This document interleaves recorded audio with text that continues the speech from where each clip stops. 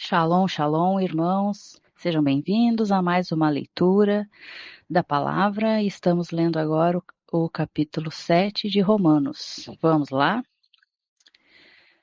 Ou vocês não sabem, irmãos, pois falo aos que conhecem a lei, que a lei tem domínio sobre uma pessoa apenas enquanto ela está viva?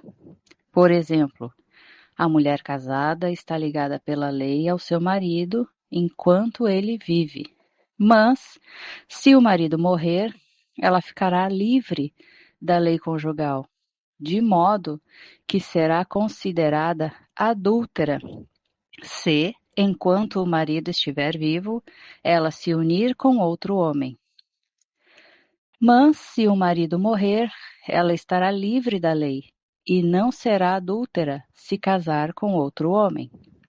Assim, meus irmãos, também vocês morreram para a lei, por meio do corpo de Cristo, para que pertençam a outro, a saber, àquele que ressuscitou dentre os mortos, a fim de que frutifiquemos para Deus.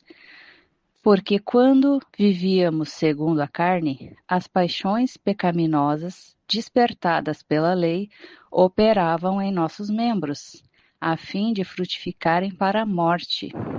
Agora, porém, estamos livres da lei, pois morremos para aquilo a que estávamos sujeitos, para que sirvamos da maneira nova, segundo o Espírito, e não da maneira antiga, segundo a letra.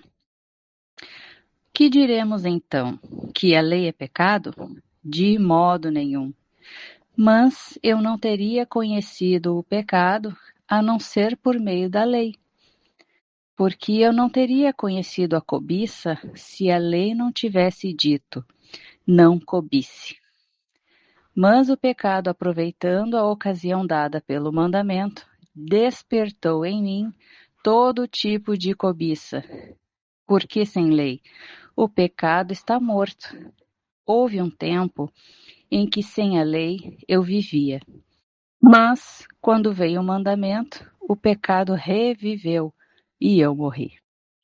E verifiquei que o mandamento que havia sido dado para a vida, esse se tornou mandamento para a morte.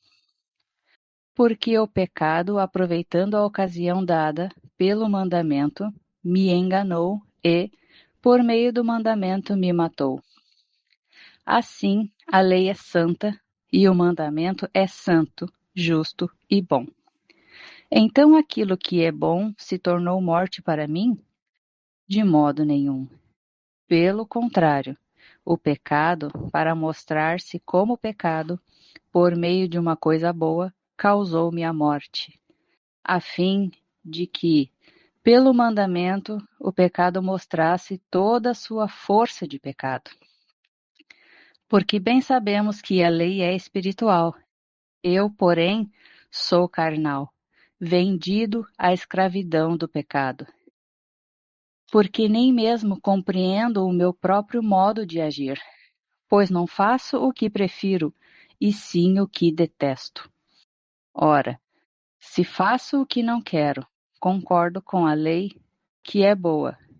Nesse caso, quem faz isso já não sou eu, mas o pecado que habita em mim.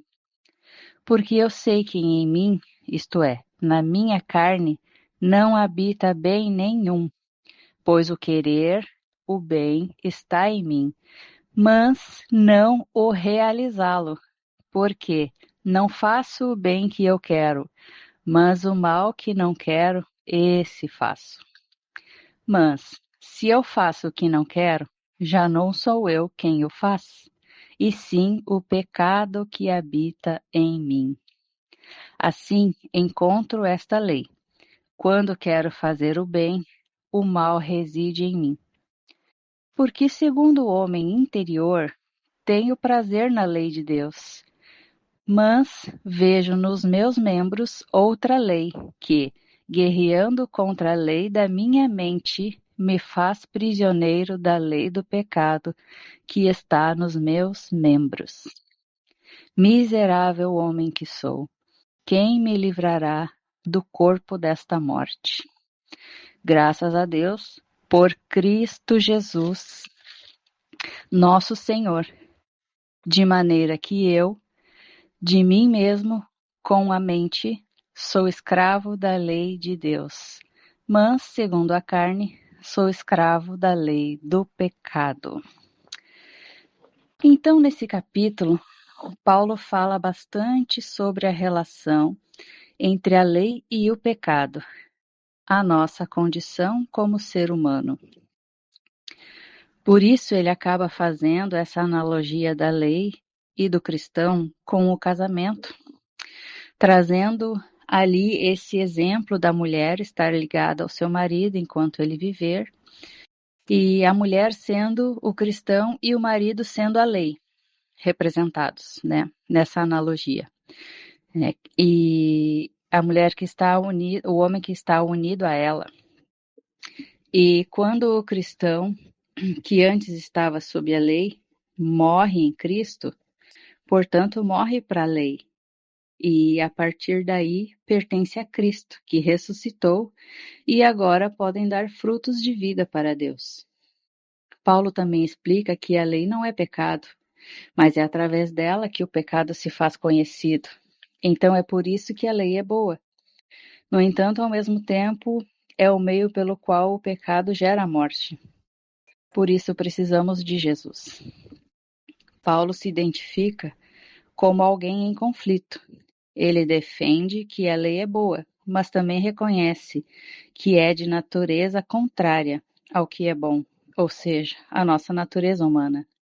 E para concluir, ele traz uma resposta para esse conflito, que é a necessidade da graça de Deus e a liberdade em Jesus, que somente através dele seremos livres e geradores de vida.